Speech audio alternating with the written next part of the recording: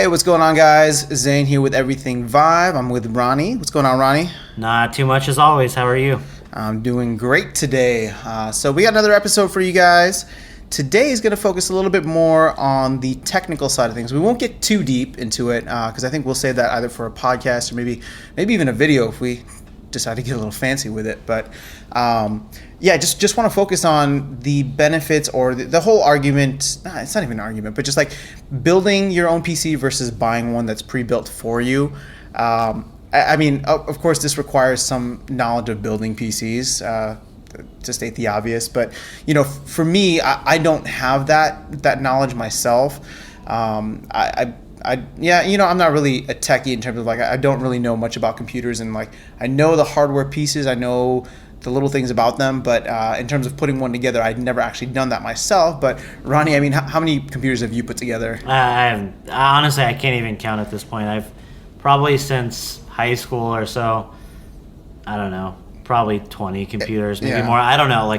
And more recently, every now and I built a few computers for my brothers and for myself and for friends and that kind of thing. So I love the hardware side of PC gaming, and even before the Vive came out, I already had a PC that was more than capable of running VR. So yeah, this I love this stuff. So clearly, as I've seen many times. But yeah, so my experience. I mean, after I played the Vive at your place and got introduced to it, I immediately wanted to make that investment myself, and I was personally faced with the decision of should I buy one or should I make one? And I mean, I of course was not even thinking of making one since I don't have that skill set. But in talking to you, you made it sound pretty easy. And yeah, I mean, I really think sometimes people kind of blow things out of proportion. I wouldn't say it's as easy as sticking Lego pieces together to build a PC, but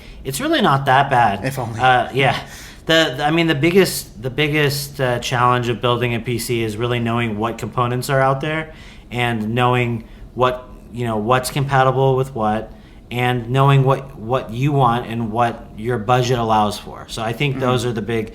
And I will say that in demonstrating VR to tons of friends over the past several months, a lot of them come back saying they want to get into VR.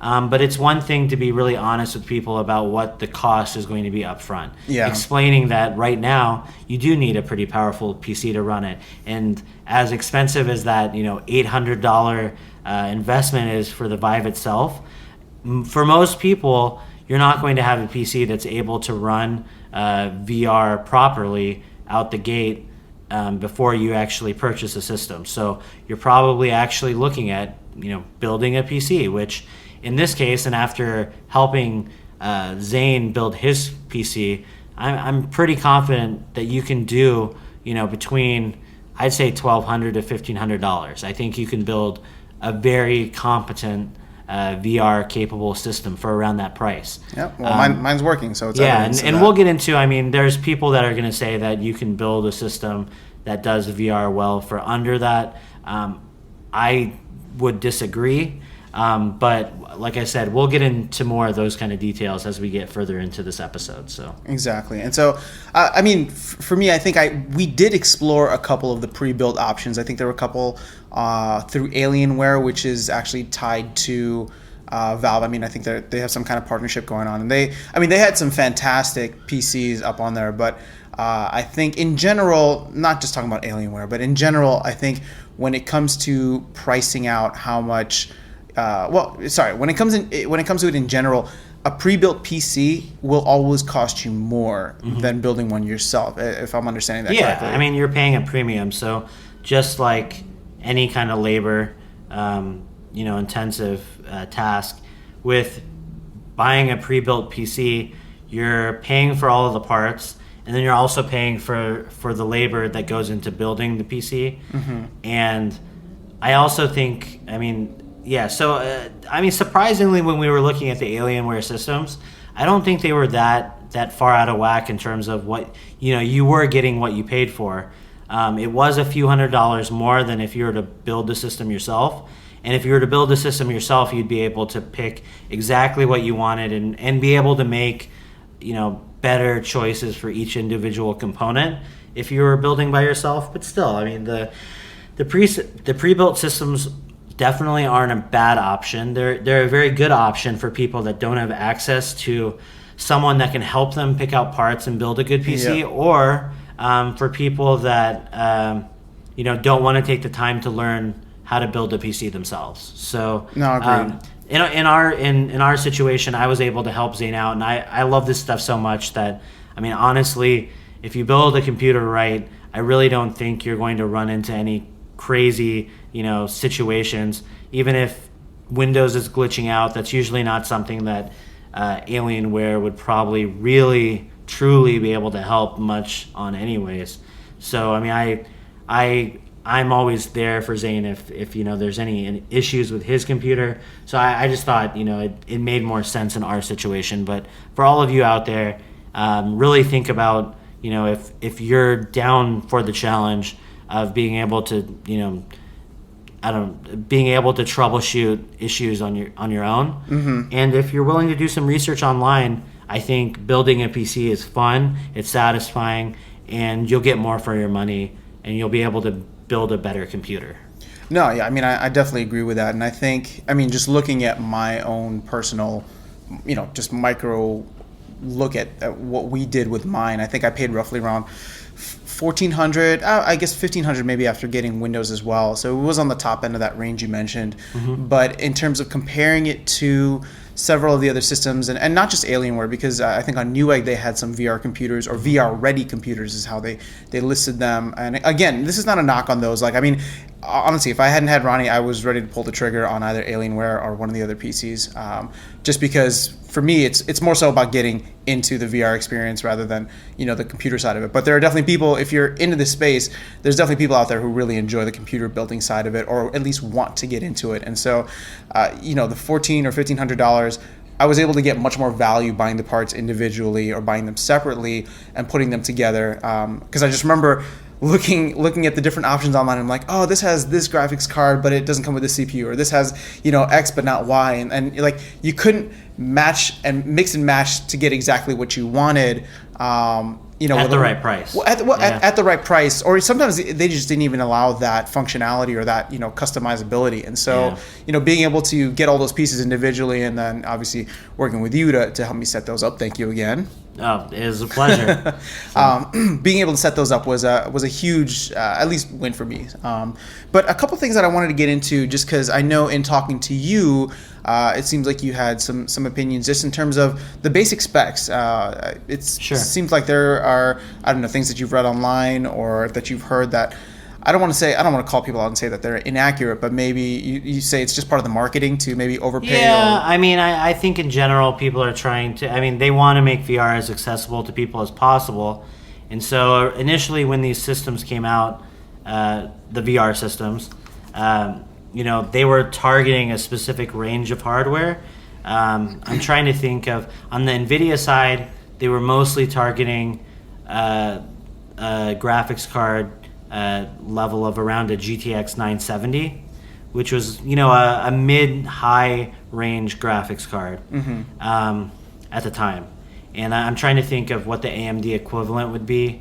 It would probably be, I guess, maybe a Radeon Fury, under the Fury X. The Fury X was kind of, but anyways, so it maybe even a little bit lower than that, to be honest. But regardless, so they were aiming for a spec that was, roughly a GTX 970 equivalent. And looking at where VR is now and where it's going, I think that a 970 is going to be really the bare bones. It is a minimum spec for a reason, but I don't necessarily. I think a lot of these VR-ready systems out there are toting 970, level graphics cards and kind of pitching themselves almost as, this is a great experience for VR, and I think it can be an okay experience, but I think for a great experience, there's better options now that are pretty affordable. And so, as far as specs are concerned, right now, I think people should really be aiming for a GTX 1070 or higher. Which is I got, right? Yeah, and that's Okay. what we ended up putting a 1070 in your system. I think a 1070 is right where you want to be right now. I think anything above that is too expensive, and I think anything below that for VR, I mean, you can get away with it, but I think in order to have a really good experience, VR needs to be perfectly smooth. You don't want to have to worry about not having enough graphics horsepower, because any kind of jitters or stutters or anything like that in the frame rate, anytime the frame rate in a game goes below 90 frames per second, you can kind of feel it in the headset. And okay. whether you know the technology or not, you can tell if you're having a bad experience. Yeah. Because it'll make people sick. It doesn't feel right, and you don't want to have to go through that. So, several, like 6 or 7 months ago, there weren't great alternatives. Past the 970. If you wanted a 980 Ti, which is roughly equivalent to the 1070s that came out more recently, you'd be having to put down around $650 or so. And so that was, a harder pill to swallow back then for that type of performance. Obviously, a lot of people did it, but still, like, it was, harder to recommend to someone that was more on a budget. Now with 1070s, which is the, mid to high range card of the new 10 series NVIDIA cards and equivalent cards on that spec, really NVIDIA is probably the way to go right now for VR, to be honest with you, as far as graphics cards are concerned. But anyways, with a 1070, you can get a 1070 for around $400, and that's a really good price for the type of performance you're going to get out of that. It's going to be well above the minimum spec for a Vive or an Oculus, and it's going to get you through games, well into the next several months. It's hard to always, you can never say anything's going to be future proof. Yeah.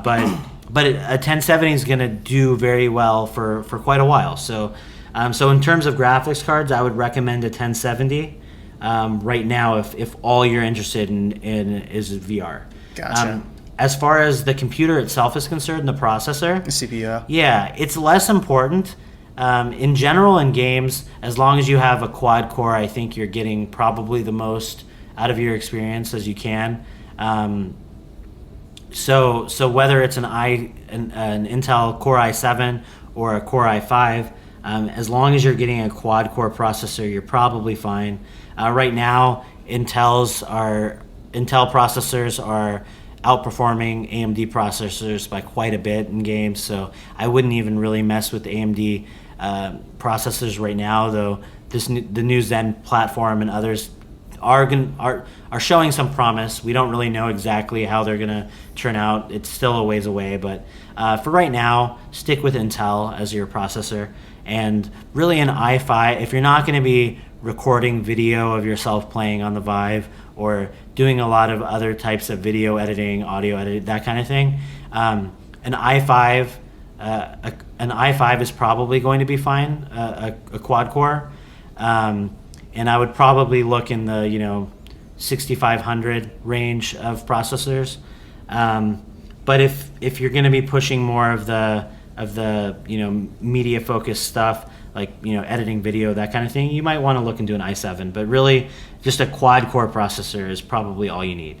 And then as far as RAM is concerned, really 16 gigs is probably what you want to go with. Any kind of modern computer is going to use DDR4 memory, and 16 gigs RAM is something that by being overkill on something like RAM, you're not going to get anything out of it. If you're not using more than 16 gigs of RAM, by putting in 32, it's not like you're making anything faster. It's literally how much do you need to use, and you want to have a little bit of headroom, but in general, you want to aim for around that. Realistically, you probably don't really need more than 8 gigs of RAM, but having 16 gigs gives you that kind of headroom. And at least right now, 16 gigs seems more than enough for any of that kind of stuff. Now, if you're doing like intense video processing and audio and all that kind of stuff, then yeah, you might want to see. I mean, if you have experience in how much RAM that you've used on prior systems, and you know that you're going to be hitting that 16 gig limit quite a bit, then you might want to go for 32. But I usually really only power users are going to need anything more than 16. 16 should be far and away enough. It's going to be probably overkill, but that's the amount that I would recommend. And then lastly, as far as building a computer is concerned, I think form factor is a big deal. And by form factor, I mean the type of case that you're going to be using. What do you want your PC to look like? I think this is really important, especially for people building systems for VR, because oftentimes people are having their VR systems in their living room or in environments other than just a computer desk. So if you're going to be playing VR near a standard computer desk, it's probably less important. And at that point, find something that you think is good quality, that has good cooling capabilities. And besides that, you're probably going to be fine as long as it's compatible with the type of motherboard and hardware that you have. Just probably your main concern is going to be cooling. But if you're in a living room, you want to see what you're able to fit in your entertainment center. If you want something that's really going to match the aesthetic of the room, all that kind of stuff. And for Zain, actually, because I knew he was going to be building a home theater PC that was going to be sitting in his living room, I wanted to try to make a system that was as capable as possible, but at the same time with as small of a footprint as possible, both in terms of how large the case was, but also how loud the case was. And I wanted it to be sufficient in cooling, but I wasn't as concerned with the cooling capabilities as long as everything was running cool enough to where it wouldn't be nothing would be running more poorly or pulling clocks and that kind of thing. So we ended up going with a Fractal Node 202, I believe, for the system, and it's a really small system. The PC that we ended up building for him was essentially the size of a large console, maybe a little bit larger than an original Xbox One, but it looks great, and it's certainly way more powerful than a console, and it's not loud. And I think the cooling capabilities, the way we built it, are good for the system that we built. We ended up going with an i7 6700K.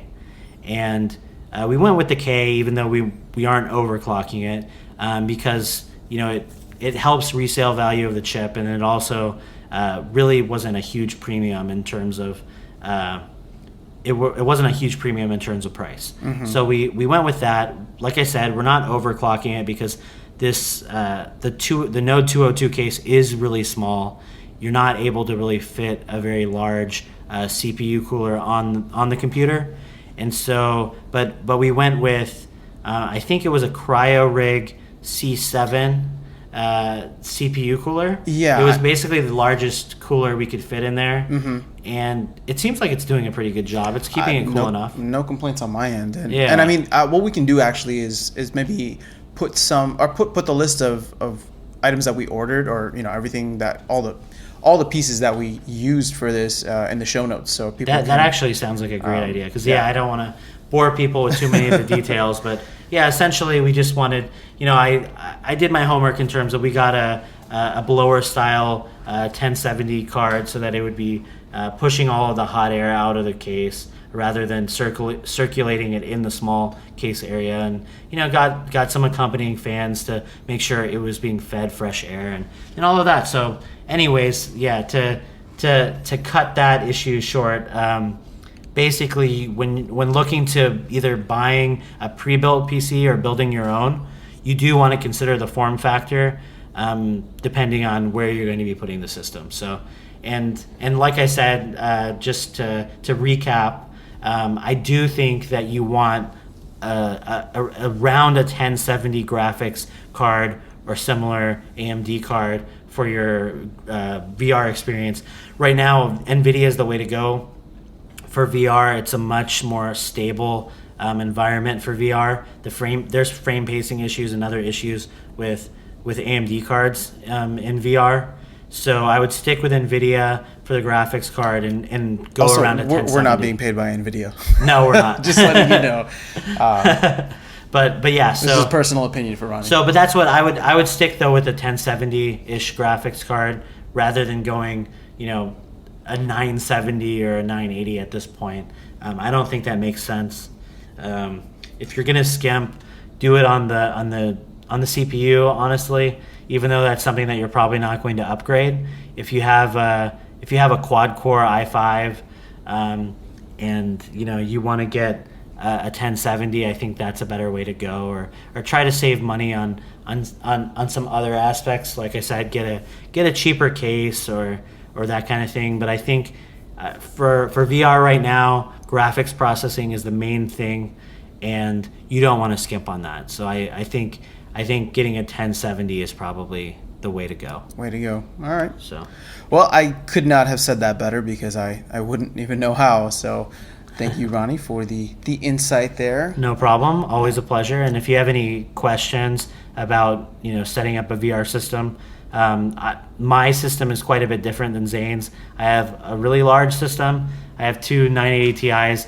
By the way, as a side note, don't go SLI for VR. I can get more into that in a later episode. But if you have any technical questions that you want to ask me, you can email us at everythingvive@gmail.com. We're still working on our site, but for now, that's where we are residing online, and we'll find some other ways for you to get in touch. But direct communication is always the best, right? Yes, sir. All right. Well, I think we'll end this episode here and get into some more stuff later. So thank you guys so much for listening, and we will tune in with you again very, very soon. Take care.